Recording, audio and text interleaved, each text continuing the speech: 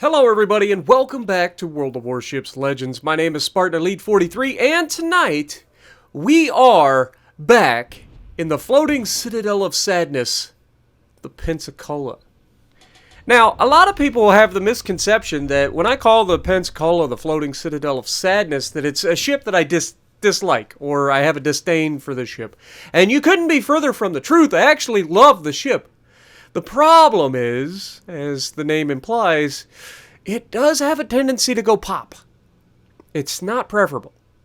So you got to be careful. However, I decided to take out the Pensacola for a couple of reasons. One was, I've been getting in some comments lately. It's like, man, you don't give the lower tiers as much love as the higher tiers. There's a simple explanation for that. Honestly, it's because people don't like to watch the lower tier stuff as much. So this is one of those exception videos where I think it'll still do pretty well and still help fill that gap of lower tier ships getting played once in a while. But the Pensacola, what is the biggest problem with the Pensacola?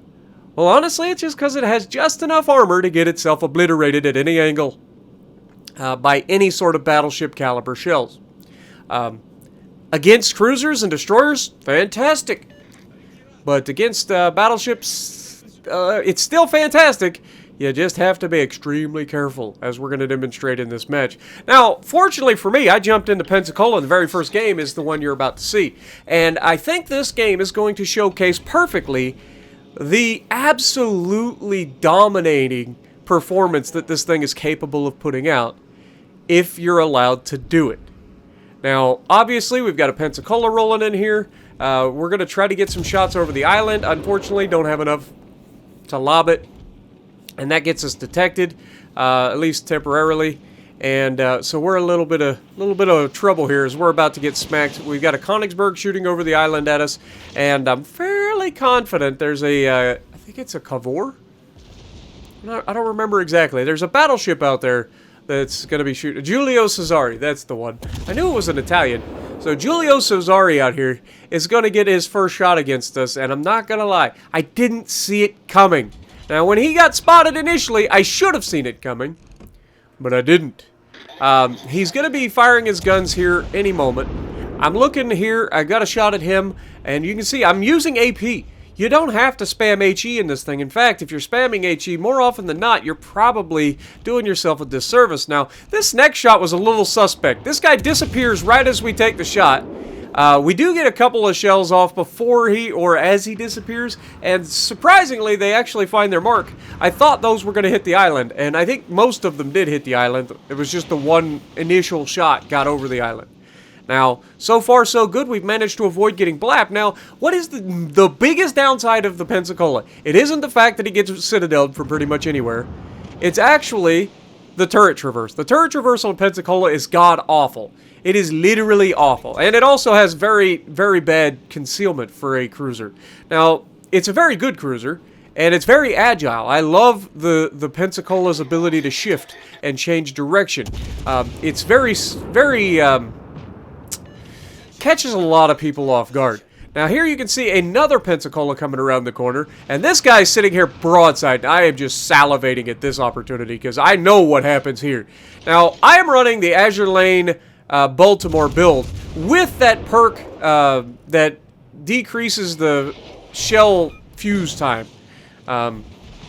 I can't remember exactly what it is, but you can see right there, we take 10,700 damage from a single shell that Citadel'd us from that freaking Giulio Cesare. And that's, unfortunately, gonna end up costing us much later, but look at that shot. 4 Citadels, down he goes. And we already Citadel'd the crap out of the other guy, too, as he's turned to run away. And so we're going to take a shot here in a moment, and I'm not going to lie, he starts turning in, and I'm just like, oh my god, he's going to take it. This is going to be death. And it was a very good hit, but only one Citadel, and then we take another shot from the Giulio, and we got very fortunate that that shot didn't penetrate and Citadel us from behind, because it is fully capable of doing so. The Pensacola, like I said, at any angle, you were just begging to get dead. Now, those shots all fall short, and that's just really unfortunate. I think that's that aiming bug that everybody's been talking about. Like, I know I'm not the only one, and I'm not trying to complain about it. It happens. I get it. It's frustrating as crap when it does, but it happens to everybody.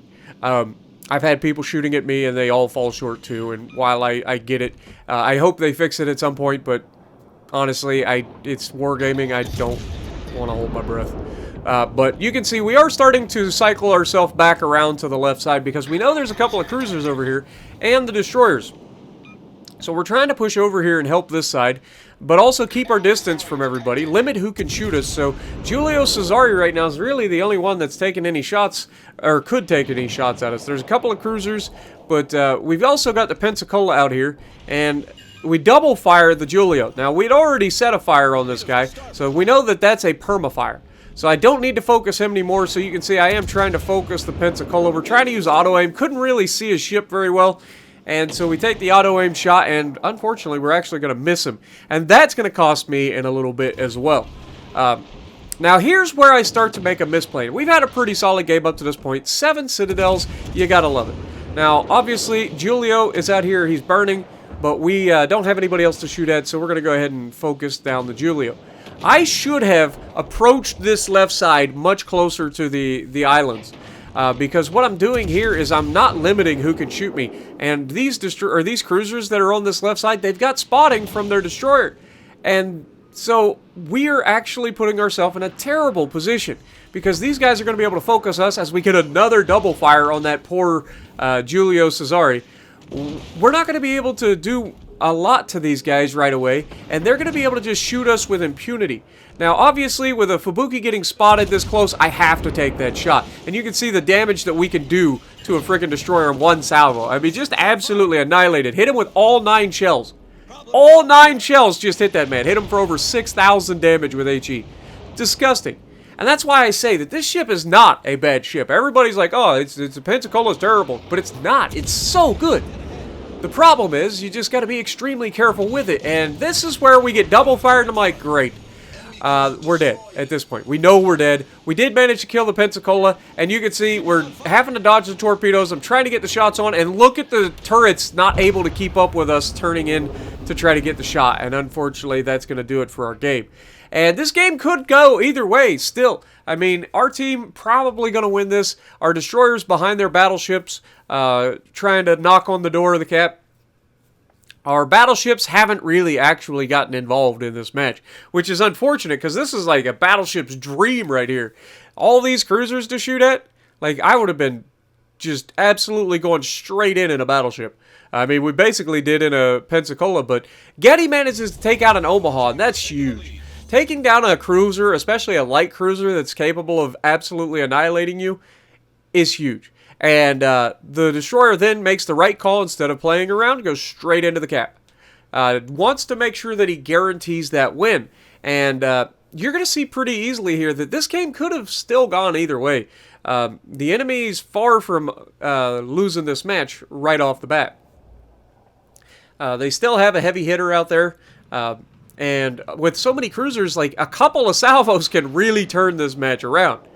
But fortunately for us, that's not what's going to happen. Now, as we watch my Pensacola slip beneath the waves, we are going to switch over to the battleship that's nearby. I believe it's a Texas that's about to get into a close quarters fight with a Königsberg. So let's see what he can do, shall we? Now, I'm not going to lie. As a battleship main, I know what it takes to sink a light cruiser up close and personal, and it can be absolutely a pain in the neck, especially on like ships like the Königsberg. You're not guaranteed the death strike. You're probably going to overpin him and leave him with just enough to torp the ever-living crap out of you, which is something you've got to be aware of. Now, this Texas isn't paying attention. He's firing HE at a California that's 12 kilometers away instead of paying attention to the fact there's a freaking cruiser that is 3 kilometers off the bow of his ship. But fortunately, he is going to get himself turned. The Königsberg did actually anticipate the turn and catches him with 3 torpedoes here, which is huge. But our guy has his damage control available. He manages to put that out. And obviously with the Königsberg right here, the Königsberg I thought was going to turn all the way back in, but he couldn't because of those torpedoes. And that's going to end up being his death as our Hatsuharu actually guns him down, which is, you love to see it. You love to see destroyers using their guns. It's great. Now, our team managed to mop up and clean up the game. We did manage a high caliber in this. And Argetti is once again going to showcase that he actually knows what he's doing. He's using the island, keep himself away from potentially, being spotted from the cruiser. And now he's going to poke out and spot for his team. Now, there's nobody here to take advantage of it. Like I said, our battleships really didn't do anything in this match. At least not as far as I'm aware. I think they were just too far behind the islands. They couldn't really do anything. But we still do have both of our battleships alive. Our Texas managed to kill the Königsberg, so that was huge. But there's still a Laga out here, and he's going to get spotted coming back to the base. He's actually making the right play, trying to get back to his base. But the Laga's going to make the wrong choice. Instead of turning straight in and coming right at the cap, he's going to kind of stay out there at range. And I don't think he would have gotten close enough to spot this Getty anyway. You can see the Getty, it does actually have a camo on. He's probably running a surface detection of like 5.5 kilometers. So getting close enough, probably not going to be a thing. You can see our team is actually shooting at him. We've got the battleship on the left with that cruiser in a good crossfire. So there's just nothing he can do. And the Getty secures the win, so well done to him for getting that base cap and getting rid of that Omaha that could have really spoiled everything for him. But 83,000 damage game in a pretty short order, 2,100 base XP, top of the leaderboard. So let me know what you guys think about the floating Citadel of Sadness. Do you have a ship that you really enjoy, even if it very easily can go back to port? Let me know. And if you like what I'm doing, punch the like button, leave a comment below, subscribe to the channel if you haven't already, and as always, I will see you in the next video.